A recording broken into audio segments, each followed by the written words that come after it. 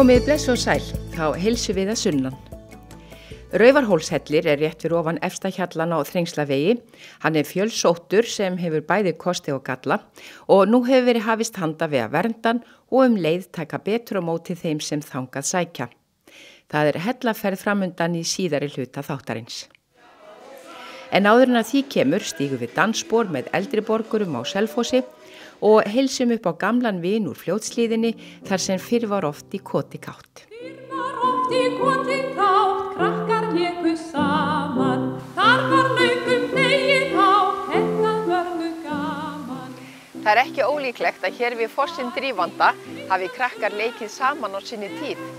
Að minnsta kosti ætlum við að gefa okkur það að þetta hefði verið einna eftirlæti stöðum Þorsteins Erlingssonar þegar hann var að alast upp hér í Fljótshlíðinni og við þekkjum kvæðin hans káta lífið í Hlíðarendakoti og kvæðið sólskríkjuna, en hann orti líka ýmislegt annað sem var kannski ekki eins fyrirferðarmikið í skólaljóðunum.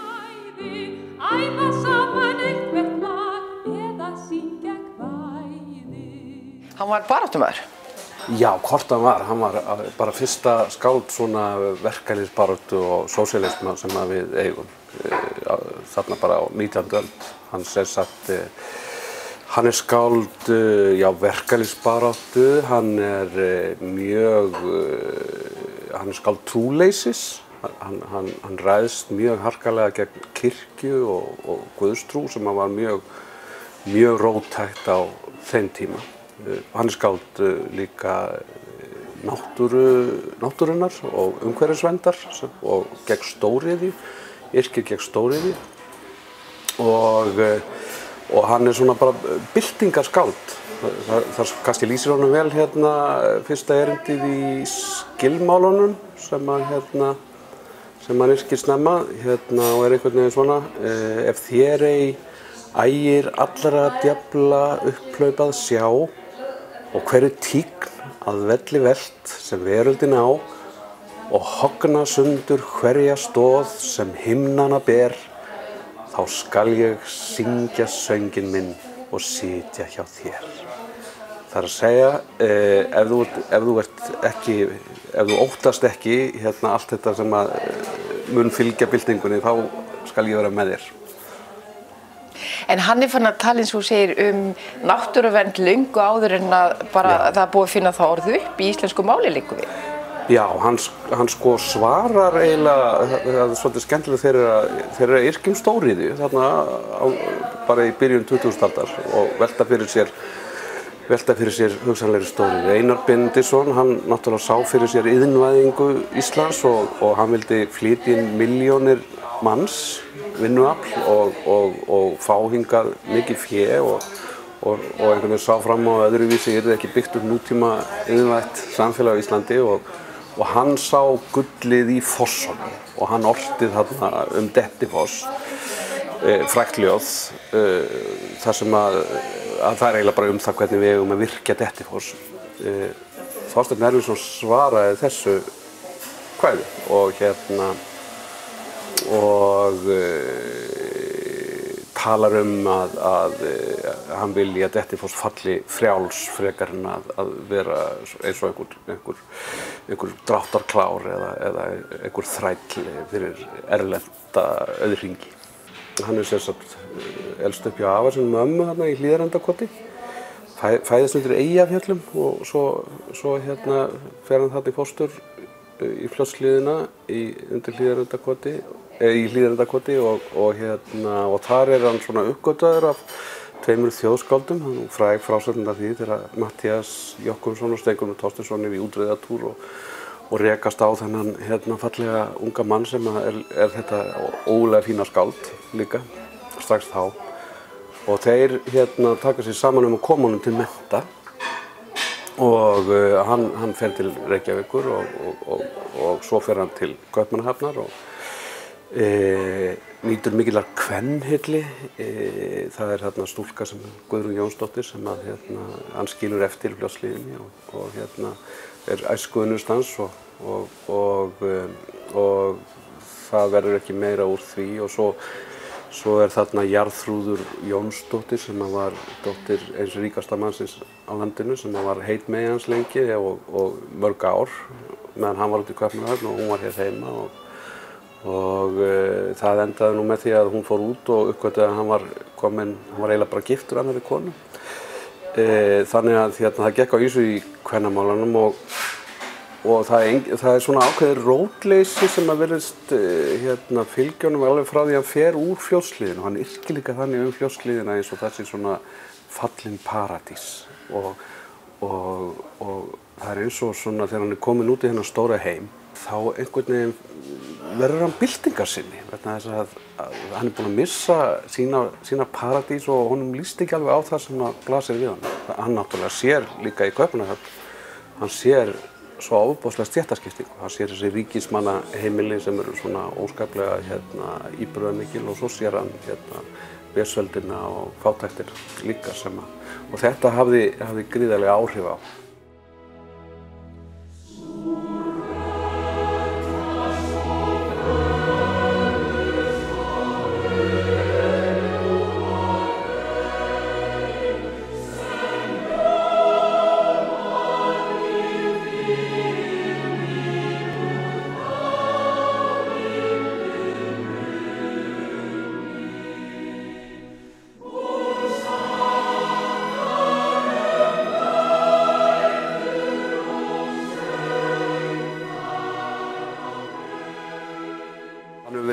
Hafður hjá svona jafnaðarmönnum, bæði kratarnir og kommarnir hafa eignað sér hann, mjög mikið,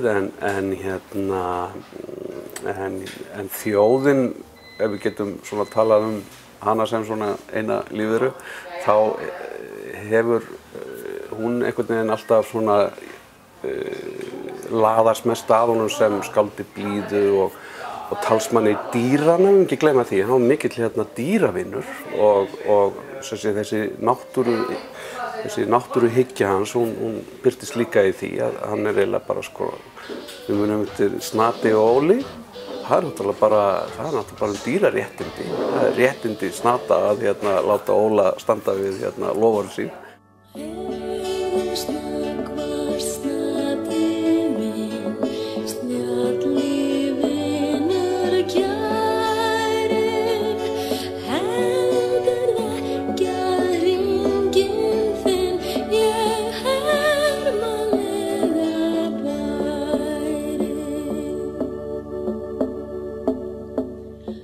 Svo orti hann bara svo yndislega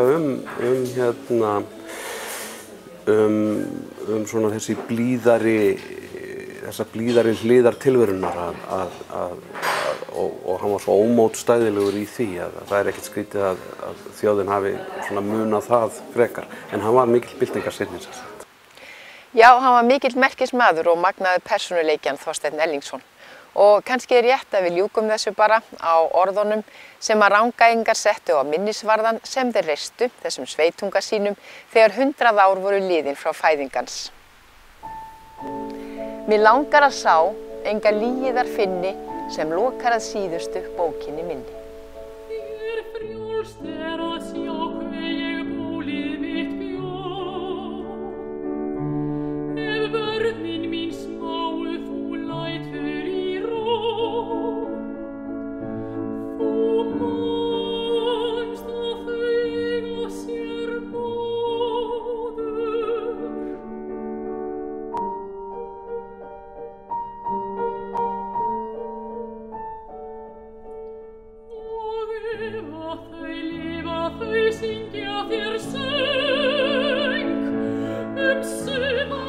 Það 50. síðdegi og við mætt í danstíma með flækjufótunum, línudansfélagi eldri borgara á Selfossi.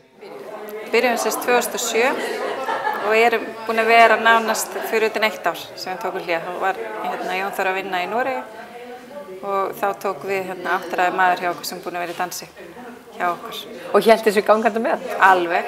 Var með 2 hópa og bara ótrúlega flottur. Hvað ertu búin að vera að dansa lengi? Bara frá því ég man eftir mig, hef ég bara haft yndi af að dansa. Bara alls konar dans, en aðalega gamlu dansana. Við dansum það mest hjónin meðan maðurinn minn var á lífi. En svo núna er ég alveg heillaður af línudansin. Og hvað ertu búin að dansa hann í mörg ár? Í sennilega 8 ár með þeim, hjónunum. Þau eru náttúrulega alveg frábær. Og þetta heillar mig algjörlega því að hérna er bara frjáls og þarf engan herra og ekkert vesinn. Bara alveg, lifum inn í þetta. Þannig að þetta er kjörið dansform fyrir sjálfstæðar konur? Mjög, já. Ég mæli mjög mikið með því.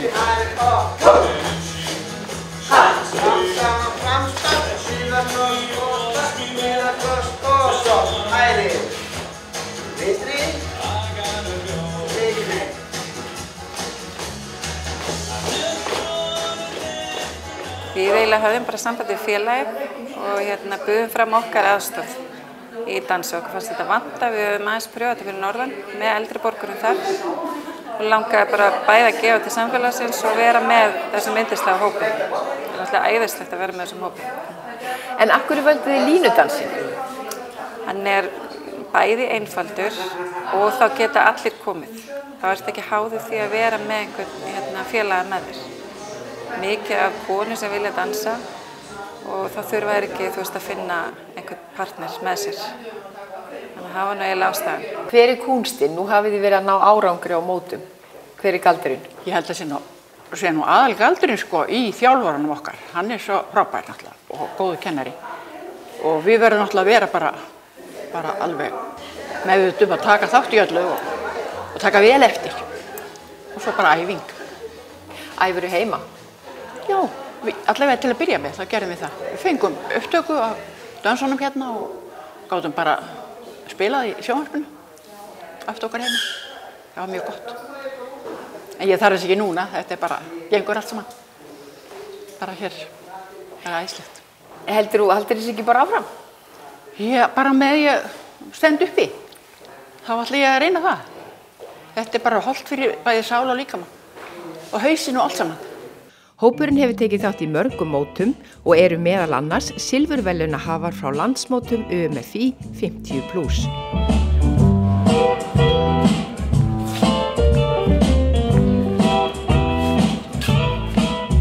Eitt skor, eitt whisky og eitt bjór. Eitt skor. Það æfum oftar þegar nær til keppnum. Og það þarf alltaf að vera fínstilt náttúrulega og mikil samhæfing og það er alltaf bara gleði sem er hérna í hópnum og við lentum til dæmis þegar við fórum vestur í sumar í smá ævintýri þegar við fórum á landsmót. Við tókum eina með okkur í bílinn og lentum í því að það sprakk hjá okkur á tveimur á leiðinni og það voru góður á dýr og við stoppum mann til að fá hjálp til að skipta dekk og héldum fyrst að væri sprungið á einu en það var sprungið á tveimur.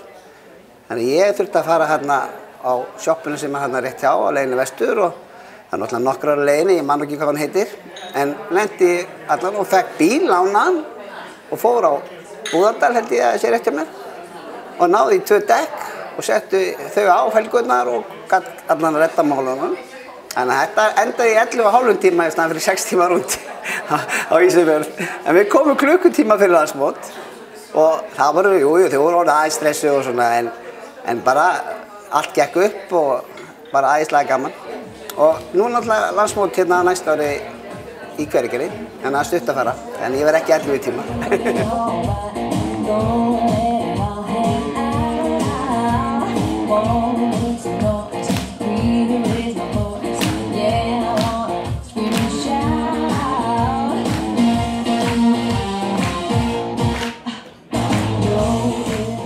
Þetta er hópur sem er einstaklega jákvæður og gríðarlega gefandi að vera með sérstaklega fyrir þessum hópi.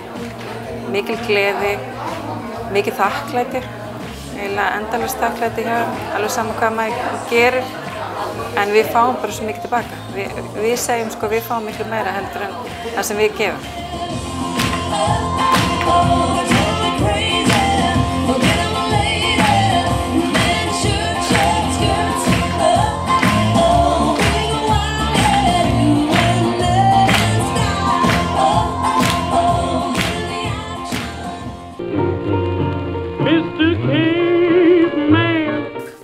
og kostlagt.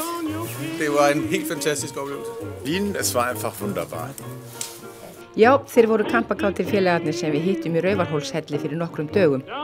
Hellirinn eins og áður sagði rétt við Þrengslaveginn og liggur að hluta undir honum. Nú hefur fyrirtækið Raufarhóll tekið hann á leigu og það var framkvæmdastjórinn sem tók á mót okkur í tröppunum hans Nóa. Já, þessi hellir magnaður, eins og þið sjáið, og hérna steinsnar frá Reykjavík, 4. stærsti hellir landsins og svo stærsti sem utan Hallmundarhrauns. Og einstaklega aðgengilegur, sem náttúrulega gerir þetta svolítið sérstakt. Hérna, mörgum tilfellum þarf að ganga langt eða jafnvel skríða til að komast inn í hella, en þessi hellir hérna rétt við veginn, 1360 metra langur með hliðargöngum. Þannig að hann mjög langur og hann alltaf 10 metra hár og alltaf 30 metra breiður. Þannig að hvergi inn í aðalhvelfingunni þarf að skríða eða beygja þig. Það ekki nema þú sért fann að fara í svona einhverja hliðarhella sem finnast hérna innar sem þess gæti þurft. Þannig að hann mjög aðgengilegur. Hér alveg við veginn, Þorlákshafnarveg, og hefur verið mikið sóttur. Þetta fjölfarnasti hellir landsins. Hver sagan hans? Hellirinn hefur verið, eins og sagt, með suma hella, við erum enn að finna suma hella hér á landi, en þessi hellir búið að vita og tala í ritum í mörg ár, og eftir því sem ég kemst næsta, þá var vitað hann hér fyrir nokkur 100 árum.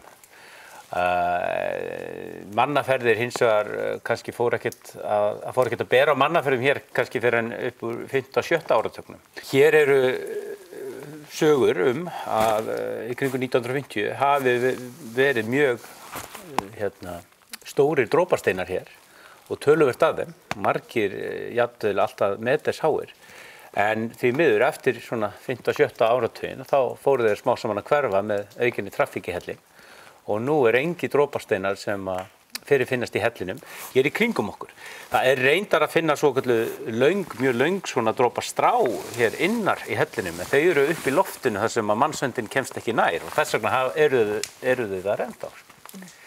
En þú talar að eftir því sem svona ferðum gesta fjölgaði hingað, þá fór hann að láta á sjá. Er þetta ekkert viðkvæmur staður? Náttúran þetta alltaf viðkvæm og það sést auðvitað hér hefur verið töluvert mannaferðir. Eins og ég sagði þá byrjaði svona fjölga ferðum í hellinn og það voru kannski mest Íslendingar sem sóttu hann svona til að byrja með, en síðustu ár hefur upplýsingar þennan helli verið bætt inn í ýmsar bækur Ísland og það talað hann á TripAdvisor og svo framvegis, og í dag áætlum við að það sé að koma yfir 20.000 manns hingað á ári hverju, eða voru það áður en við byrjum á þessu verkefni. Og það svona áætlum við með þann fjölda bílum sem eru hér á hverjum degi. Og umhverfið farið að láta sjá eftir því. Hér var engin aðstaða á svæðinu og rauninni var þetta svona hálfgert munaðarlaust barn. Þannig að bæði þetta orðið úttraðkað hér í kring sem þarf að laga. Eins og ég talaði drópasteinar og annar svona muni hér inn eru mestuleyti horfnir.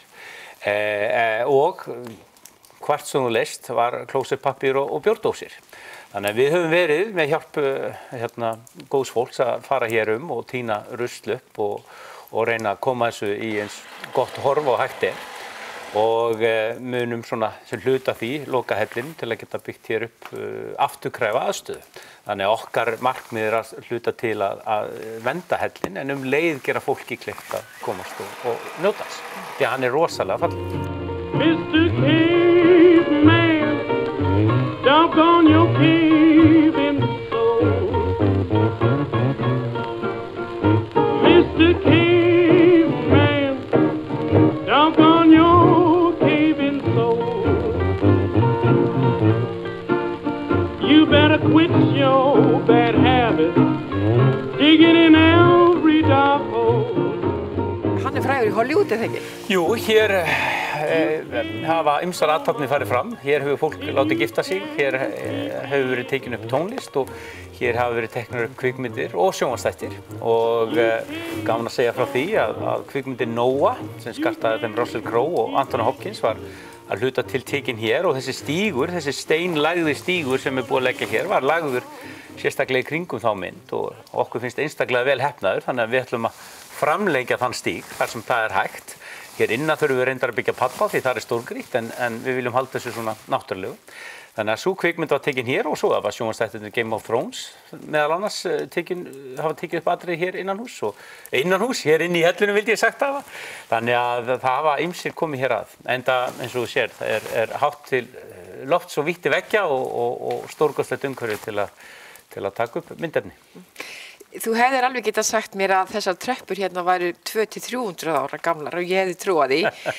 Hvað skiptir það miklu máli að þetta líti sem náttúrulegast út? Ég held að bara skipti öllu máli.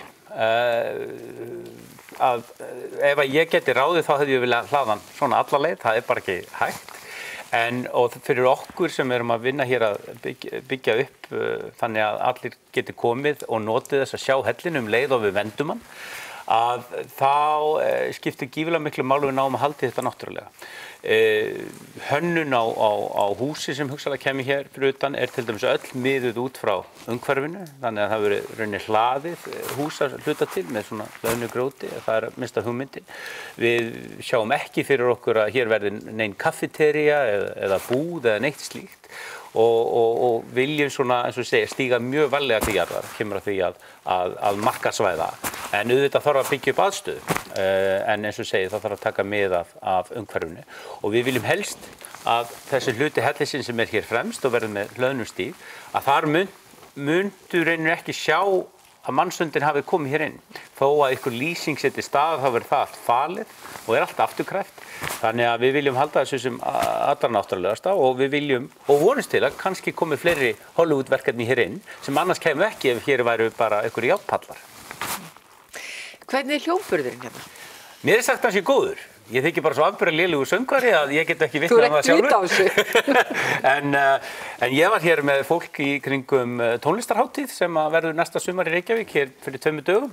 Og þau vildu nú meina að hér var mjög góður hljómburður og ætla að vera með svona óramagnaða tónleika í kringum þessa tónleikahátíð hér næsta sumar. Þannig að þá gefst fólki kosta á að koma og heyra hljómburðin. Þannig að við stöndum kannski bara í tónleikahöll. Ölfus. Þetta gæti verið nýtt í það, en eins og ég segi, hugmyndin samt ekki að setja hér upp sæti og bjórdælu.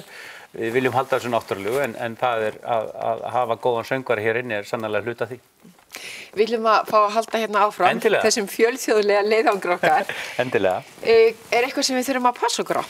Já, það er eins og ég segi, það er ekki búið að smíða hér palla eða neitt slíkt, þannig að hann er erfiður yfirferðar, þessi hellir. Þetta torfarið og við mælum alltaf með því að fólk sé í góðum skóm og með hjálma og það er ekki út af því að eitthvað getur dottið ofan af því, það er meira að þú getur dottið sjálfur og rekið höfuðið í.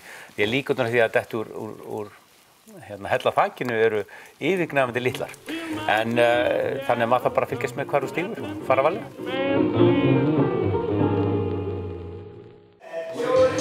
Og Hermi, hverjir við það? Sunnan, við hittumst aftur í næstu viku.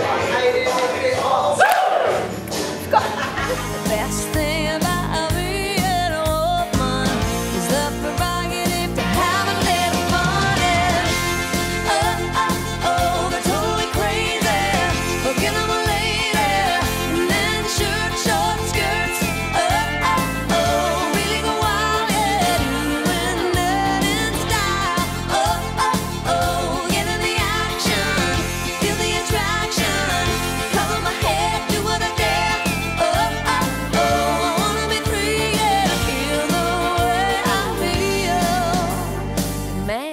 I feel like a woman.